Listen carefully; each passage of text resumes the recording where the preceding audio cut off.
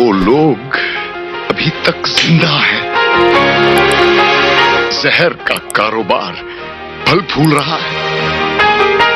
उनके खिलाफ आवाज उठाने की हिम्मत किसी की नहीं होती। ना पुलिस, ना कानून, ना नेता, सब बैठे बर्बादी का तमाशा देख रहे हैं। ये सब कब तक चलेगा विशाल? कहीं से कोई हाथ नहीं उठेगा क्रांति की मशाल लिए।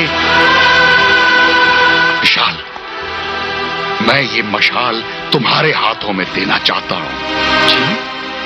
हाँ विशाल, हाँ, तुम्हें ये मशाल अपने हाथों में लेना होगा, क्योंकि मेरा मन कहता है कि यही हैं वो हाथ। लेकिन जिंदाल साहब, विशाल, विशाल, मुझे गलत मत समझना।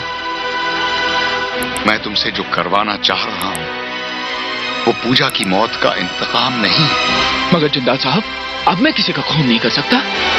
पहले जो कुछ भी हुआ मुझसे मजबूरी में करना पड़ा। तुमने उन 4 लड़कों को तो मार दिया, लेकिन उन्हें सजा कहां दी जो उन लड़कों से भी ज्यादा कसूरवार हैं। जिस जहर के नशे में उन लड़कों से ये घिनौना काम हुआ, वो जहर उनकी नसों में उतारा किसने? वो है असली गुनहगार। और जब तक वो दरिंदे जिंदा रहेंगे, इस शहर में ये खेल चलता रहेगा। बहुत नजदीक से देखा है मैंने इस शहर को और इस शहर के लोगों को। जिंदाल साहब, आपने एहसान जरूर किया है मुझ पर, लेकिन जो मुआवजा आप मुझसे मांग रहे हैं वो आपको नहीं दे सकता।